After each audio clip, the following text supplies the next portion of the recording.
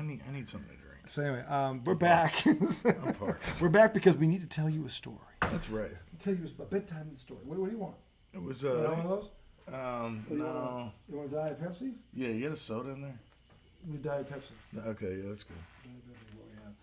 Anyway, I'm sorry, Mark. We're back. That is the redoubtable himself, Thomas J. Is the highlight question. One, Migliaccio. This is IDD for those you know I don't disagree. Segment 2, NFL preseason week 1, Giants, Patriots. Hold on. Let's tell the story. Let me set the scene. Are both impressive, but we'll get to that first. Right. We I don't want to lose this story. If we go won't. into the sports, We won't. I'll forget it. Go ahead. So it was a bit of a interesting Friday.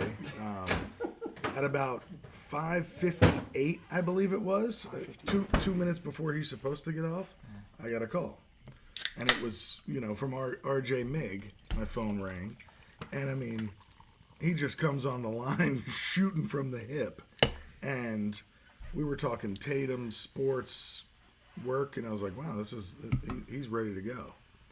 Then he gets home, and I mean, you would have thought Sandy Koufax was on the mound with the curveball that he got as he walked in the door. Because while we were on the phone, he was whispering sweet nothings about pastrami sandwiches from Publix. Oh my God! He was like, when he got off the phone, he's like, "Hey, here, let me go. I gotta call Becky and tell her not to order food. I gotta get home to tell her not to order." He gets home, dinner's on the table. And apparently, Taziki's not a bad choice. And the other Not a part, bad yeah, choice, but but it was a little healthy for a Friday.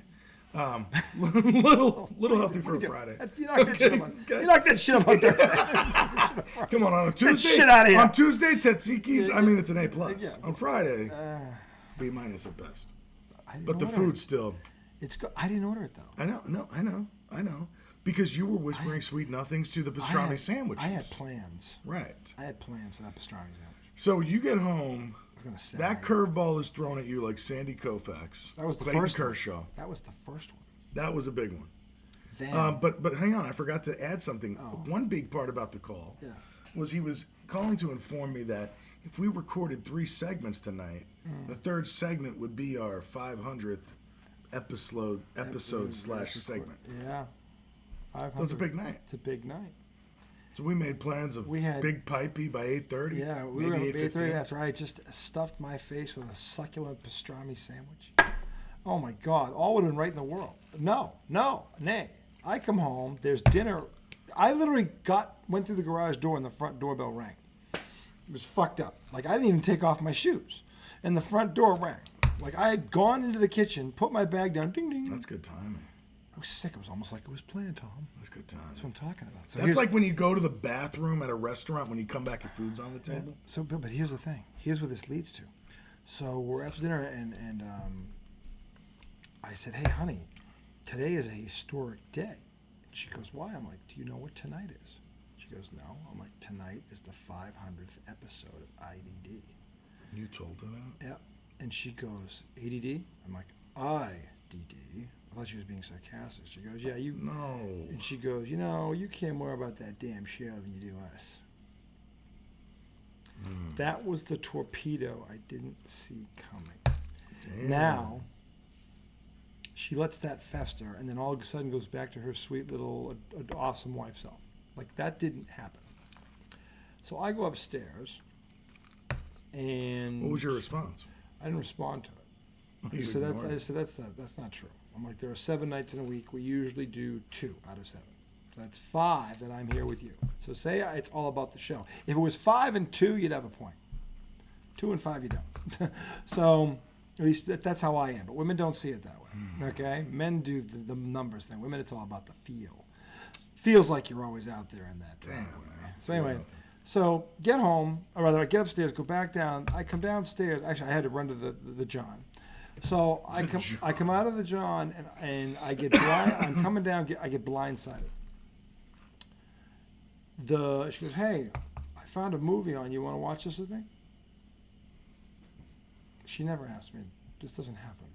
Just never. But it's obvious. She was just trying to see if you'd choose 500th episode or her. Mm-hmm.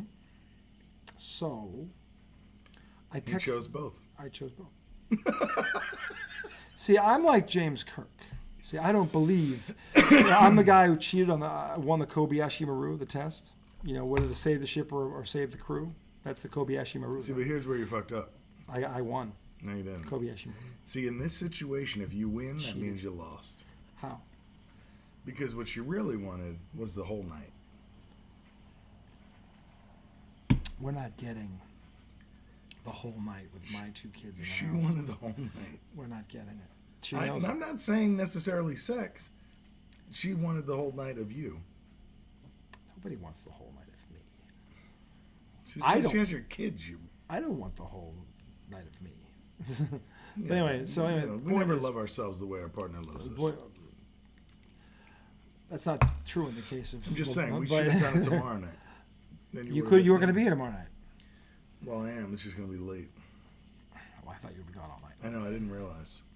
So we're leaving in the morning. We come back late Saturday night. So technically, we could have done it tomorrow.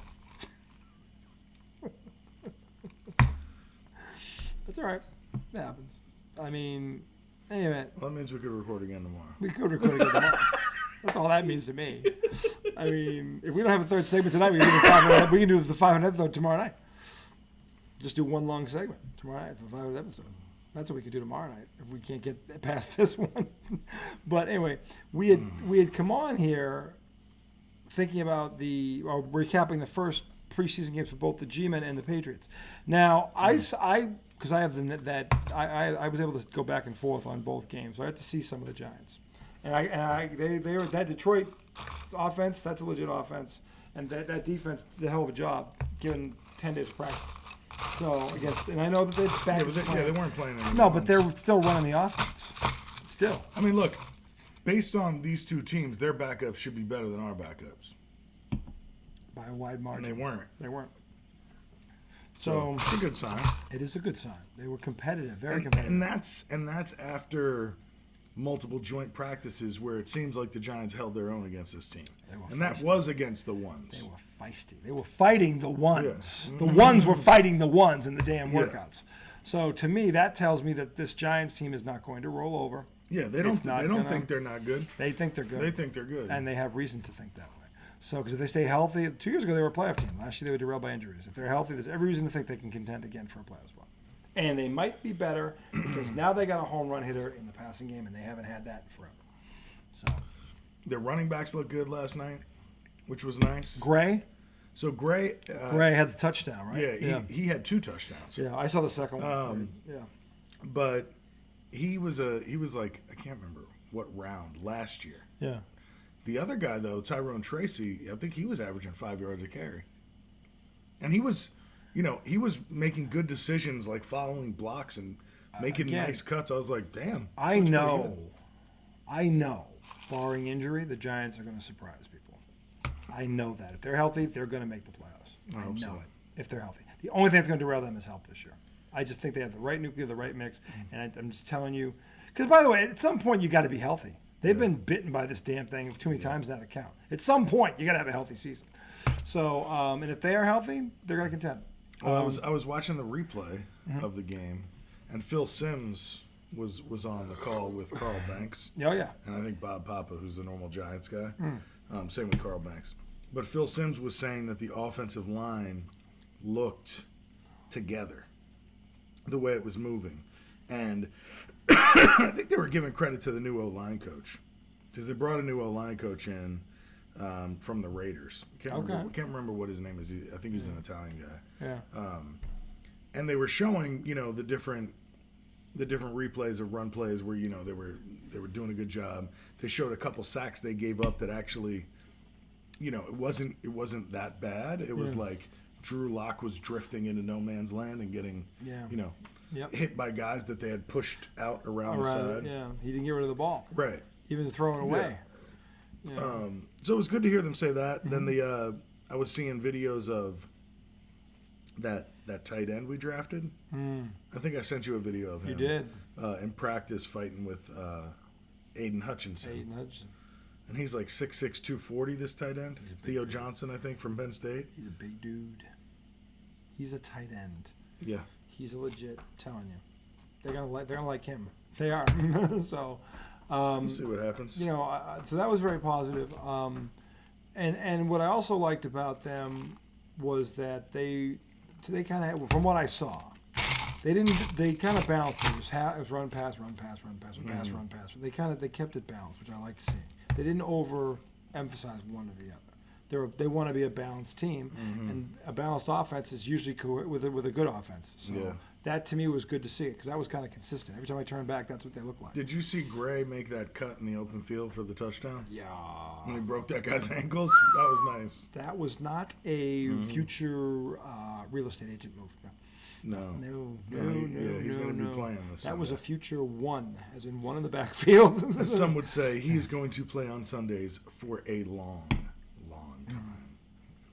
I would agree. That was one of my most hated phrases when people say that about college football athletes.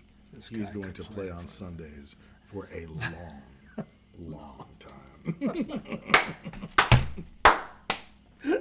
And that's the thing that goes up his ass. And it's probably a player you like too. Like, no, I'm saying it's true. I'm not saying the statement isn't true. It's just an annoying one. It's just such a. Isn't it amazing, America, what he finds annoying? it's such a old Sports Center. phrase. It's unbelievable that it is an old school sports center. It's like something that Scott Van Pelt which is what I like. It's funny because those guys. Craig Kilborn was the master. He could take a highlight and turn it into a fucking 3-piece novel. He could. Craig Kilborn was the master of that. Everybody that came after was because of Kilborn. He broke the mold. And he's the one. Mets are on alert here with the bases loaded. Craig Kilborn is the one who came up with the feel good edition. That's what it was. Friday, that was the feel good. They just called it the feel good. It was Kilborn and whoever the schlep was didn't even matter because they had Kilborn. And schlep. It was probably like Keith Olbermann or Dan Patrick. I don't know who it was. Right? I don't know. But Kilborn was the man. Kilborn was the man. Everybody wanted the feel. Everybody knew. We would talk about the feel good in school. Like in class, we would talk about, did you see the feel good this morning? Oh, I fucking missed it. Oh, I guess I was a little young for that. Oh, yeah. Greg Kilborn was the master. But to his point, I love that. He's going to play for a long. And then they look in the camera. Tom, long time. I'm not really talking about. Because when Tom's stoned, that's probably what he sees. To me, whoever says Tom, it is always like somebody that's like the third person on a show or like on some small ass radio station, like trying to imitate a Sports Center guy. Like when I hear somebody say that, that's what I think about. Oh, so you think it wasn't genuine? Exactly. Well, somebody had to admit it. Man, somebody had to be the first to say it. Become a bumathon in Seattle. What's the score? 6-0, I think. So the Mets are getting bent over? On a Friday, too. It is the weekend, I guess. It's disappointing, but they could still win the next two. So anyway, switching to the Patriots, who also looked impressive last night. They only played the starters for a series. Ramondre Stevenson reminded everyone he's Ramondre Stevenson. He had 2 carries for 17 yards. Got him out quick. Boom. The line looked pretty good protecting Brissett at time, but he didn't complete any passes. He took 3. He was 0 for 3 because they had a first down. So he played about 7 plays. He went 0 for 3, and then he had one nice scramble, and then he got it. That was it. So the second series, now here's where the thing went south. The second series of the first quarter of the first preseason game, you would think, would be reserved for the number 3 pick in the fucking draft. That's what you would think. And you would also think, because everyone from here to Foxborough has said he's not ready yet, you would think he would be taking the bulk of the snaps in preseason because that's where you can start to develop and we can get videotape on him. You can break down what he's doing good, what he's doing bad. That's what preseason is for when you have that dude or the guy who's supposed to be that dude, and sooner rather than later, to Tom's point. So why, America? I ask you, why? Why Gerard Mayo? Why did Drake Maye play 1 series? And Bailey, the fucking zero Zappy, play the entire second quarter and into the third. Everyone with a brain knows what Bailey Zappy is. He's at best a 4th string quarterback. And you know how we know that? 3rd string. And you know how we know that? Because the 4th string quarterback came in last night and looked like the best player on the field all night long. No, so Milton's a good 3rd string quarterback. Yeah, but he was 4th last night. I don't Not think he's anymore. going to be fourth anymore. Not after that. Not after what I saw. Oh, no. No. Yeah, because why invest in Bailey Zappi? You know, I mean, I'm not trying to shit on the guy. Bailey Zappi. You can't expect Bailey Zappi to be good. Think about who his quarterback coaches are. Bailey Zappi was the quarterback running the 2-minute drill. Was he the backup during the Joe Judge Patricia era? Yeah. See, he's fucked too. Yeah. You got to rid yourself of all those. Well, actually, people. he was the second year. The first year was Brian Hoyer. Hoyer was there the first 2 years, and then he retired, and then Zappi. So he's been there that long. He was there with Hoyer too. Yeah. Then it was Then it was. Mac Jones was there 3 years. So Right, but the first year was Josh it was Josh McDaniels. wasn't it? Then the second year was those two. Third year was Bill O'Brien. They tried to come in and fix it, but they didn't give him. They didn't What are give you Bill, talking about Brian Hoyer? Bill O'Brien. I'm talking about Mac Jones and the coaching staff. Because we're talking about why was Bailey Zappi fucked up? Was he saw He was with Patricia, yeah, right? he was. So look, the kid. Yeah, I'm not disagree. I can't disagree with Yeah. that. I saw what I saw. Yeah. You got to send him out of there. But why is he there? Right. Some asshole, I don't know who this was, but some asshole suggested, and I think it was a media guy, who said that the reason Bailey Zappi got so many snaps, they were trying to up his trade value. I almost fell out of my fucking chair when I heard that. I almost fucking fell out of my chair. I'm like, and you could tell the guy who was reading it in front of the teleprompter, he couldn't believe he was reading it. Like, this just sounds fucking stupid. Are you sure this Well, is that's true? almost as believable as Steve Kerr's defense of not playing Jason Tatum. Similar level of, you can't think I believe that. How can idiots like this get into positions like that, where you're in charge of people? Like, you hold their careers in your hands, and you're a fucking moron of the highest order.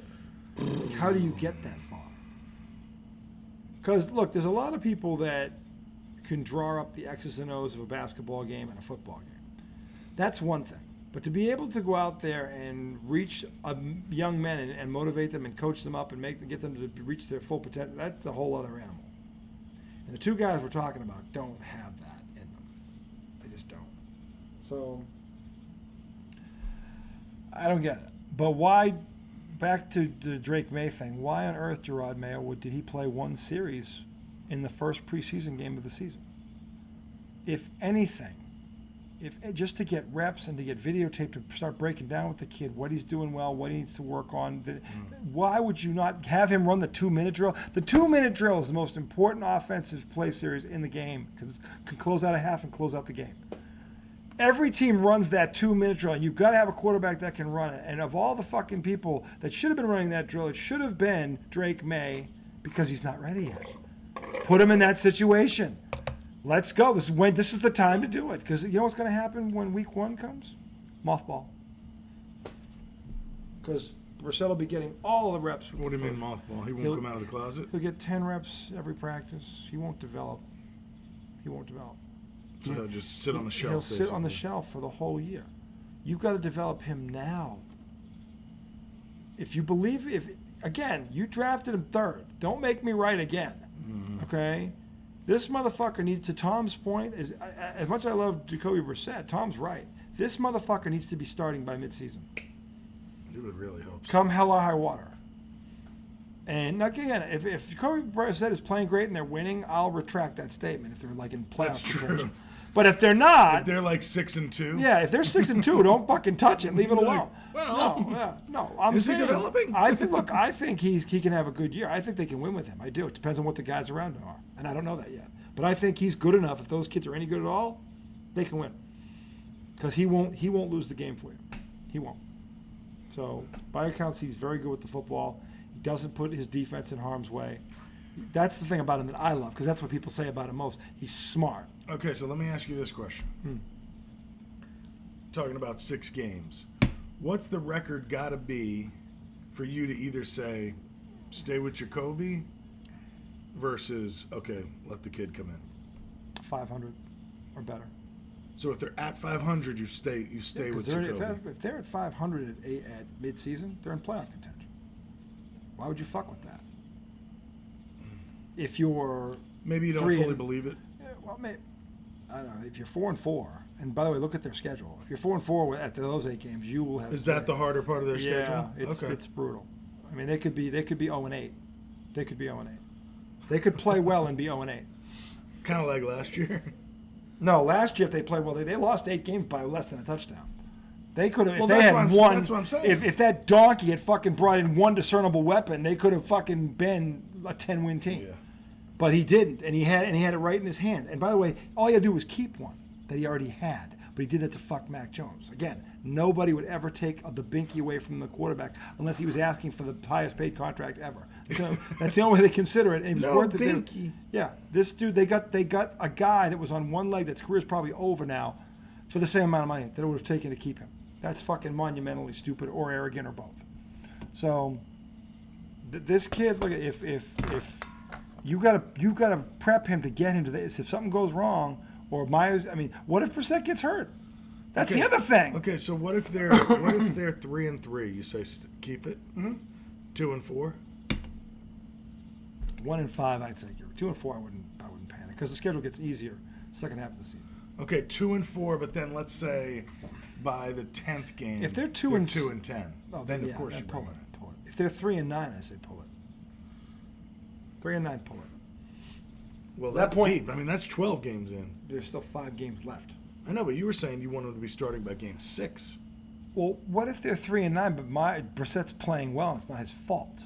What's Drake May gonna do? If the quarterback's not the reason they're losing, say their defense gets banged up again and they can't stop anybody. That's an interesting point. I don't. You're gonna bench him if the I don't think defense that's what's gonna self-destructs? happen. I don't know what's gonna happen because I don't know what this. I don't know what this. That field goal is. defense is going to be there. You know that's going to happen. That's what I'm saying. They're gonna be in every There's game. there's no way. I'm saying. I think. Jacoby's going to play well and they'll do bad. I'm saying. This is what I think. I think they can make a run at the playoffs if the receiving core is good. Because I think the defense, to his point, they're going to be top 5 this year. They really are. Weren't they last year? They were 7th, and they lost those two. They lost those 2 in the 5th game of the season. They So played it was 12 Gonzalez. games. Who was the other one?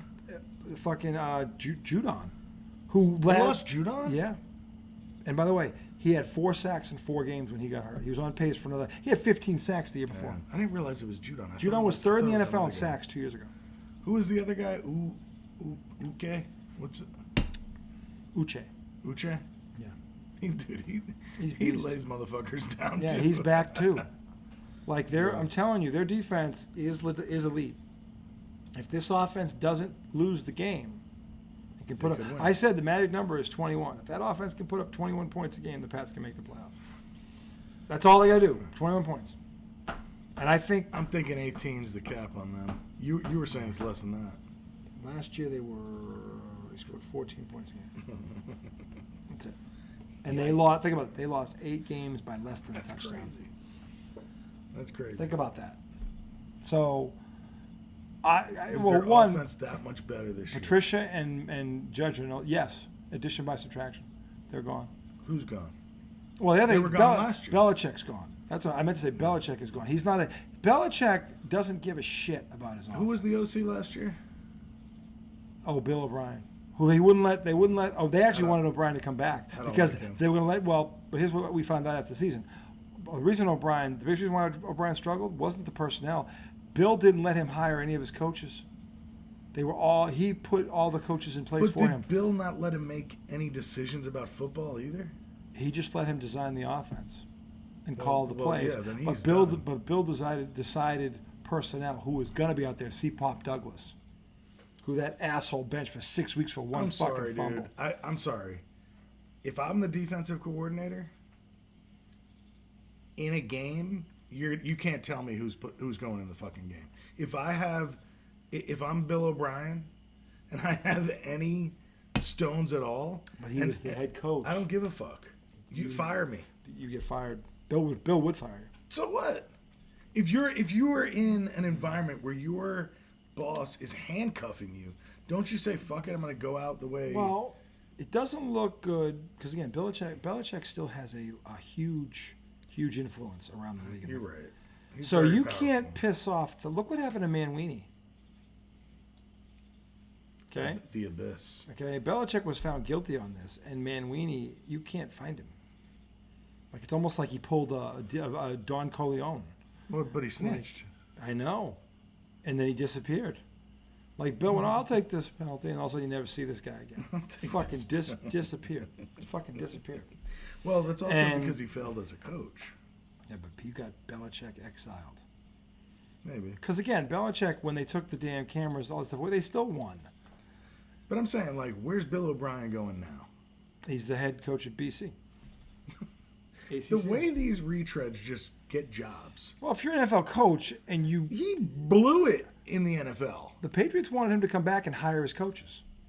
They were going to let him do what he wanted to do before. Bring in whoever you want. Bring in your tight ends coach. Bring in whoever you want. And he still left. That's the scar that Belichick left on.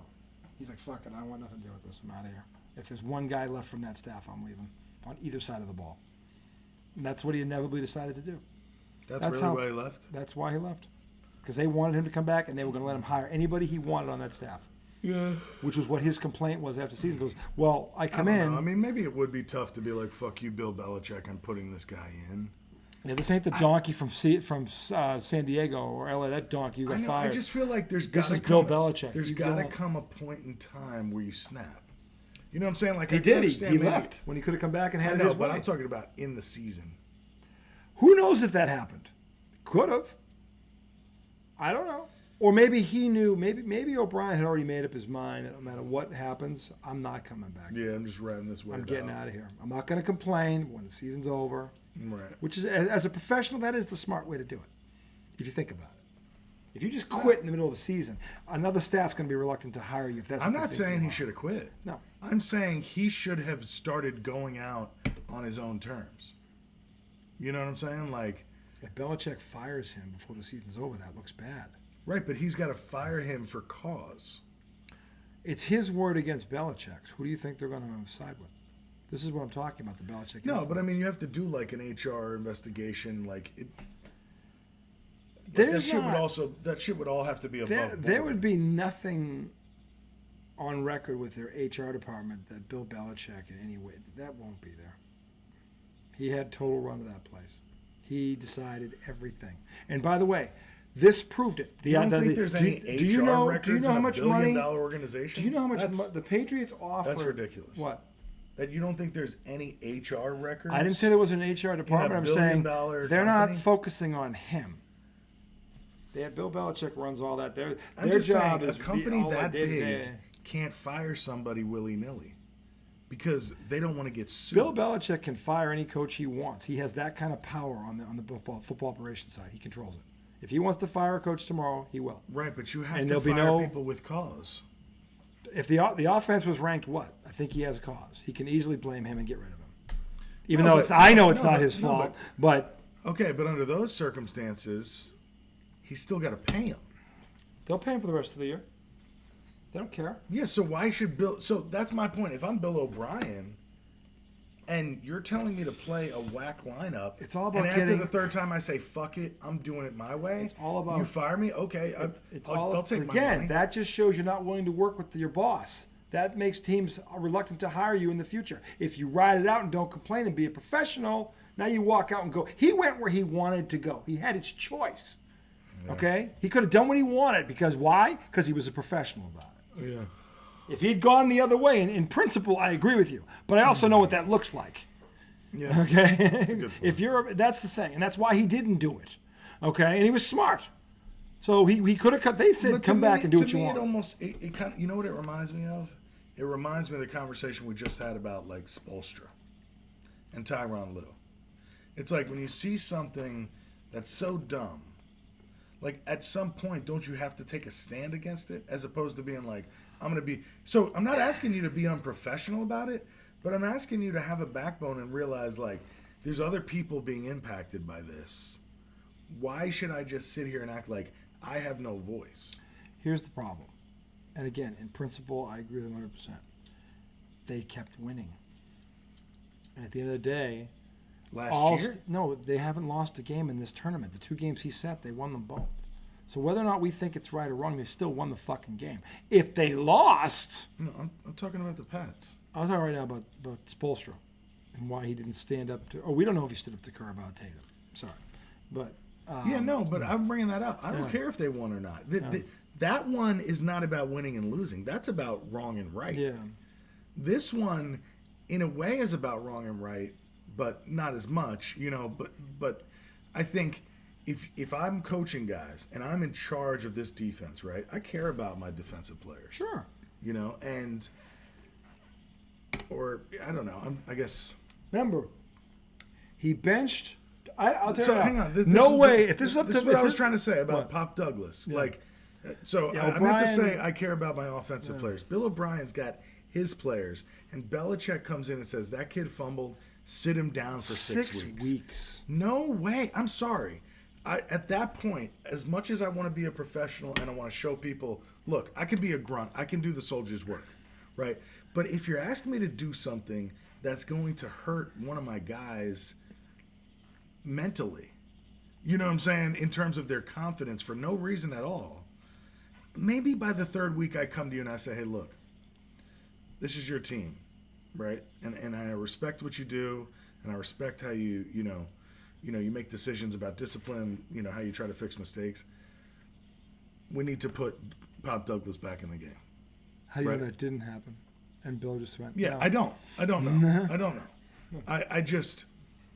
I hope it did, but here's my point is, The end of the day. if he said no to me, then by week 4, See what I'm Pop, saying? go in. I'm actually sending him in off the line, and I'm daring Bill Belichick to pull him out. Because by week 4 of that, if I came to you as, somebody who's subordinate to you and said, hey, we really need to get this guy in, and then still 2 games later you don't give a fuck what I said, Here's the thing. I'm putting him in. I'm a disciplinarian. This Belichick is a nut job. He's over the edge. I could see benching the guy for a game or whatever. But 6 Makes no sense. makes no sense. No way that helps somebody. Game 2 at the most. 6? No. He didn't kill anybody. But it's also like he didn't. But even a game seems ridiculous. I could see one game, but I could can't see a series where you pull him off and you talk to him. It's a game.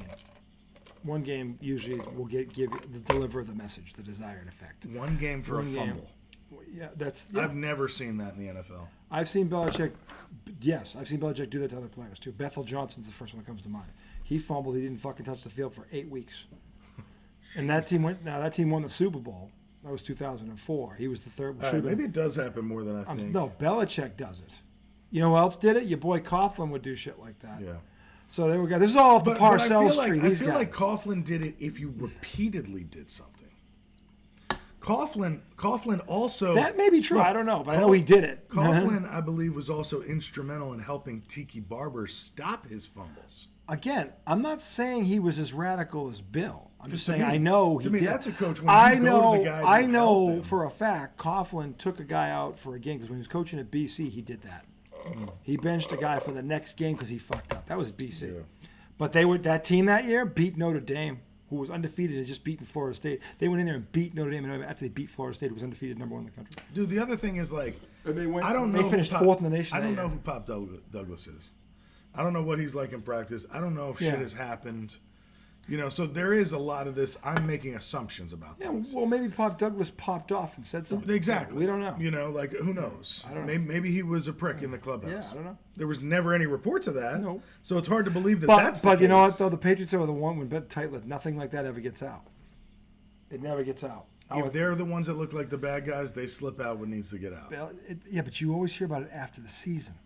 Like everything that's happened with the Patriots, you always heard about when the season was over. You never hear about it during the season. It's always after the season's over. Whatever it is, you hear about it after. You never hear about it. Right, and you didn't hear about that about Pop. Not during the season Or after. Or after at all. That's what I'm saying. Well, again, that was.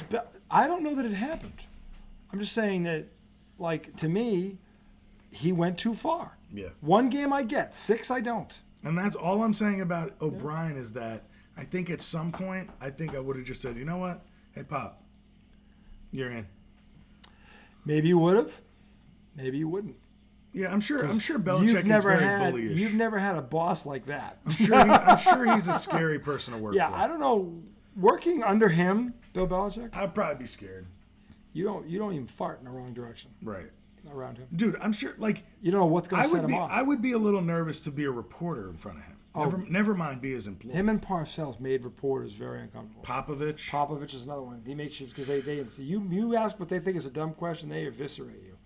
They don't even care. They just light you up. There's something that Bobby really Knight was gets like on my that. nerves. Bobby Knight was like that. There's something that really gets on my nerves about that. What? That condescending bullshit that they do to reporters. Like they're smarter and better than them. Like they're beneath them. Like, they are, some epic philosopher of their time. That look, the reason that a big part of the reason that these coaches make the money they make, they have the opportunity to coach these teams and live this life, is because of the coverage. If this wasn't covered by media, if you didn't get interviewed like that, it wouldn't have the chance to grow and be as big as it is. But in the same breath, to be fair, coaching is incredibly fucking hard work. Nobody's saying it's not. Not anybody can coach. You got to have a Right. screw loose and a passion and a paranoia that But that is has off the nothing charts. to do with what I'm talking about. That doesn't give you the right to. But that's when what- somebody's covering. Look, without these people covering you, the NBA is just word of mouth. You know what I'm saying? Like, you need these people. Why are you dicks to them? I don't get it. Popovich was like that, and I've said this many times. Yeah. Popovich was like that. It took what's his face. Who was the TNT reporter? Craig Sager. Yeah. It took him getting cancer for Popovich to actually show humanity. Yeah. Before Well, that, he just made at least, every yeah. reporter's day. The good news there is, oh shit, there is a ticker in there. Like he's got a But pulse. it's like, okay, so this guy's got to be dying for you to be nice to him? My God. I didn't say he was right. I hated that. I didn't say he was right. I hated I'm that. just saying that there's something about those coaches, though. They win. Dude, Dion had a moment today. They don't always win. There's a lot of Most of the time. They condescending pricks out there that Yeah, but haven't those done are guys shit. that aren't genuine. They're trying to be like one of those guys. And you can't. You got to be. The thing about those guys is it was genuine. That's who they are, right or wrong. And that almost with that's these, almost worse. With these guys, like the That's guy almost from worse, Philly, that's fraud. Well, no, that's a different kind of prick. That's douche. Yeah, that's douche. We're talking prick versus douche. Oh, okay. Okay, so typically when you're a prick at heart. Yeah. Right? So that to me that doesn't make it better that they No, but I would argue believe they're pricks. The guys that we're talking about, they're pricks at heart. Of course they all are. They are. But that's what I don't like about them. I know, but that's what makes Because them it's effective. like, dude, you're a basketball coach. And this person Or a football is coach. gathering information about what you did. I love when people ask me about what I do.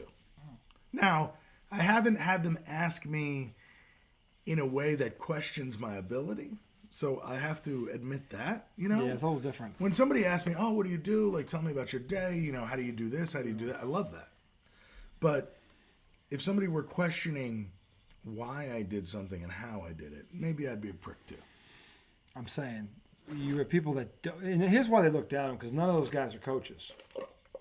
So they're like, you're asking me a question that you think that if I explain, you don't understand why this happened. I can explain it to you, but you have never been in that position. So you're not going to get it. You're just going to interpret however you want to interpret it. And by the way, we see this with text messages all the time. Something gets said, something gets misinterpreted. And that's why coaches are so paranoid. Because they think if they say something, that's going to come out wrong. Or the person who's reporting it is going to give the wrong opinion on it. That's not what I meant. You hear that all the time. The guy said something, I didn't mean that. That's not how I meant it.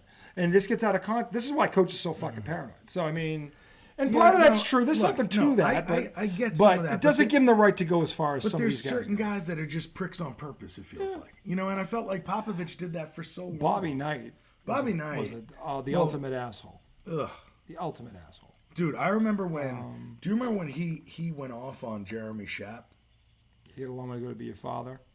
Yeah, and then was Dick it Schaap, his Dick dad, Schaap came in, he blasted him. he said, "You owe my son," on national TV. He goes, "Bobby Knight, you can only help to be half the man." He blasted Bobby Knight.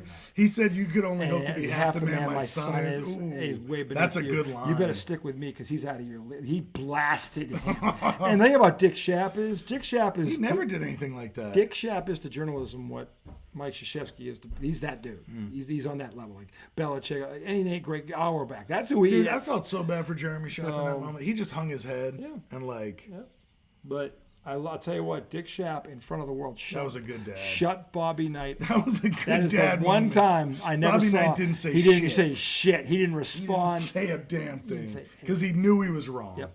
He didn't say a damn thing. Dick Schaap did something that many people dreamed of doing, but could never do. I kind of want to pull it up. He shut. Can we pull it up? Yeah, he shut Bobby Knight up. It was just there was never a comment from Knight after that. That was the ultimate mic drop moment. It really was. And Dick Schaap's a class act. He doesn't look at anybody wrong. For him to look into the camera at night the way he did, they're like, that's a dad protecting his He's son. uber professional. It was perfect. It was the perfect response from the perfect fucking guy. Yep. Because Bobby Knight had no rebuttal. Nothing. Nothing he could say. Yep. Just nothing. Just sit there and take it. Just bend over and take it. That's it. So that's true. That was the day Dick Schaap bent Bobby Knight over. Just How bent should him I over. look it up? Dick Schaap. Dick Schaap blast Bobby Knight. Blast him. And he does it in such a classy way. It's like, damn it, that's so good. It's So like, professional. it's not even fair how good it is. Like, God damn it. It's pulling up like a 30-minute fucking video. see, here's the thing about the way, and you'll understand this. Here's the thing about the way Dick Schaap said this. Some people say that, and they say it with it comes off as you're beneath me. The way Dick Schaap said it, he was saying it as though I'm not going to sink to your level. That's how it came out of his mouth. He didn't say I'm better than you. He said I'm not going to sink to your level of scum. It was just like you owe my son an apology. You're going to be half the man. It was just like, and every dad, I don't care who he was, who saw that, got a little misty-eyed there, going, that's a dad. And it was so classy and so F-U Knight, and it was just the antithesis. It was like if Knight was throwing a bunch of F-bombs at you, this was the exact opposite of that, but it was like the equivalent to Knight. That's how Knight would take it. And he never responded. There was never a comment. In fact, the media knew enough not to ask Knight.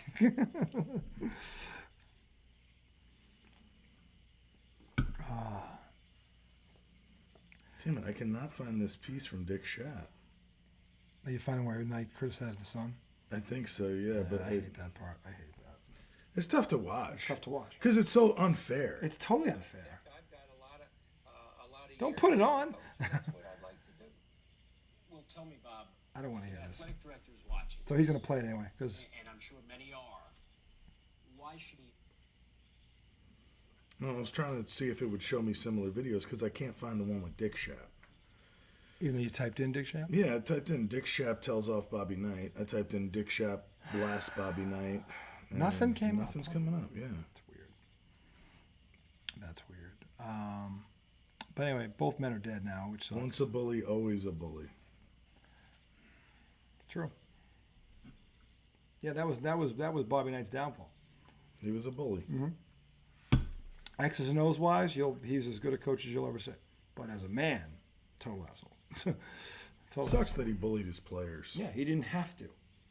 He didn't have to do that, but he thought he did, and that's ridiculous. It was a power trip. It was a power That's trip. not healthy. It's not healthy. But he won, and people loved him for it. And, people have come to Isaiah Thomas is the first one, comes to mind.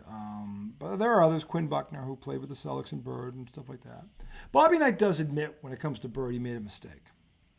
He thought he should have paid more attention because Bird's father had committed suicide, and that shook Bird, and he just never recovered from that. And that's why he didn't last long in Indiana. And Knight knew coming in, Bird had lost his father that summer. So he knew about it. And he said, looking back, I should have paid him more attention. He had just lost his dad that summer.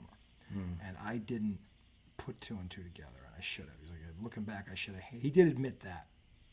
That was the one time I was like, oh, what do you know? Because I never thought he'd ever comment about Bird. But he did. And he was right. So, in any event, Tom's going to keep trying to find this, but Just trying to find that's going to do it for segment 2. Are we doing segment 3? What do you think? I don't know. Yeah. We can only save our. I mean, it is 500. I think we should. What are we talking about? We haven't even talked baseball tonight. I mean, both our teams sucked. Bent Really over. sucked. They bent Yeah, you can talk about that. Double bum blasting in on the East Coast. Was the No, game in New no, York? The Mets are in Seattle. Oh, all right, so it was, They're oh, still on this terrible dude. It was a trip. coast-to-coast bum blasting. Well, remember It was an East Coast, West Coast bum blasting. they were L.A. Oh, why? Because Boston was in Boston. It was an East Coast, West Coast bum blasting. Mets lost 6-0. That's a bum blast. It's a shame. Anyway, segment 3 coming right up. Oh yeah, it's gonna be great. Do we pipe Alonzo?